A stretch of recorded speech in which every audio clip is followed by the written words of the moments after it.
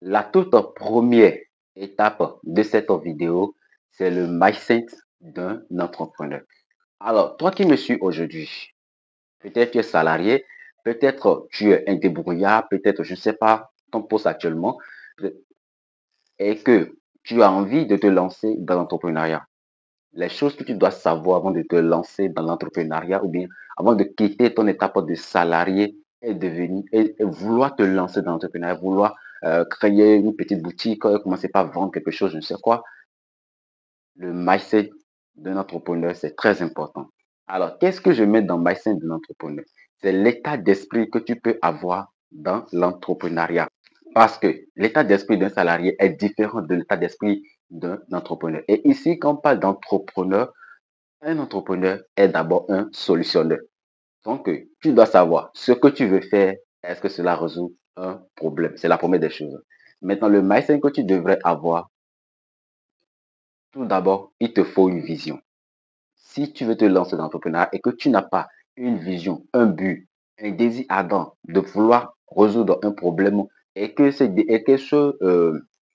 désir-là n'est pas aussi fort que cela devrait être, tu vas rapidement lâcher et quitter le chemin. Donc, la première étape ici, la première des choses, c'est d'avoir une vision, d'avoir un but clair. Il faut définir ton objectif selon le format SMART. En dehors de cela, je veux que tu te poses cette question souvent. Quel héritage je vais laisser à mes enfants? Quel héritage je vais laisser à la génération prochaine? C'est une question qui va chaque fois te faire réfléchir. C'est une question qui te permettra de pouvoir laisser une trace lorsque tu vas passer ta vie. C'est comme si tu es dans une entreprise et que tu te poses cette question. Quelle trace je veux, quel héritage je veux laisser dans cette entreprise? C'est-à-dire, quelle marque, quel signal que tu vas laisser dans une entreprise? Moi, chaque fois que je travaille avec une entreprise, je fais de mon mieux. Je me bats pour pouvoir laisser mon trace, pour pouvoir laisser, voilà, pour leur montrer que oui, il y a un employé qui a passé par ici. Et tel employé, vous ne pouvez jamais l'oublier. Ça, j'ai tout ça dans ma tête et je me bats pour pouvoir laisser cet héritage à chaque entreprise. Pour que après, je peux toujours avoir des services, des relations avec le DG, etc. de cette entreprise. Et non seulement ça, comme on le dit, la vie, c'est les relations. Alors, il faut beaucoup préserver tes relations, beaucoup les entretenir. L'autre chose aussi, c'est que tu dois vraiment être prêt, te préparer, te dire que tu dois travailler dur parce que tu as déjà une vision, tu as déjà ce qu'il faut. Donc, ce qui suit, c'est la discipline. Il faut te discipliner. La plus simple définition que je peux te livrer en termes de discipline que moi-même j'utilise au quotidien, c'est la discipline, c'est l'art de faire ce que je dis. Alors, je suppose qu'aujourd'hui, j'ai dit que je dois faire cette vidéo pour te montrer ces 4 étapes qui vont te permettre de passer de 0 à 1 million de francs CFA depuis le confort de ta maison. Alors, cette vidéo, j'ai annoncé ça. Maintenant, j'ai rédigé le script. Qu'est-ce qui est maintenant? C'est de passer à l'action.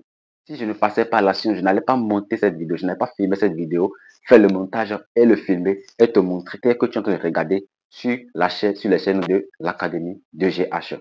Donc, c'est ça, ce que je mets dans la discipline. Quand tu dis que tu veux faire quelque chose, bats-toi pour le faire, même si tu as un petit moyen. Utilise le petit moyen que tu possèdes pour pouvoir le réaliser. C'est le plus important. Il ne s'agit pas d'attendre des millions, des milliards avant de commencer. Pas faire ci, pas faire ça. Non, les gars. Nous avons déjà dépassé cette étape-là. Passez à l'action. Passez à l'action. Même si vous n'avez rien, vous n'avez personne pour vous soutenir. Passez à l'action. Plus vous n'avez personne, plus vous devez passer à l'action. C'est ça. Il n'y a plus d'excuses.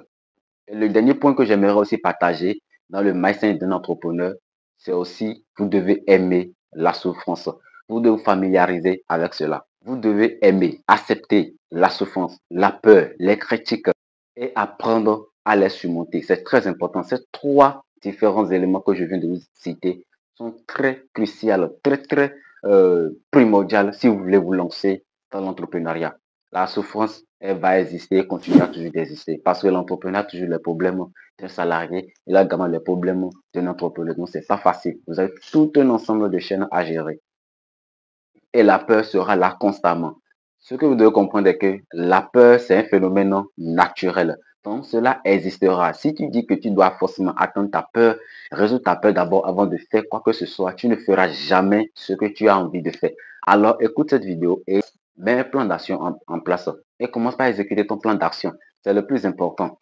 Si tu le fais mal, c'est pas un problème. Tu vas apprendre et puis tu vas recommencer. Ainsi de suite, tu vas ajuster, arranger ton projet, etc. Donc, c'est comme ça que le succès va commencer à venir petit à petit.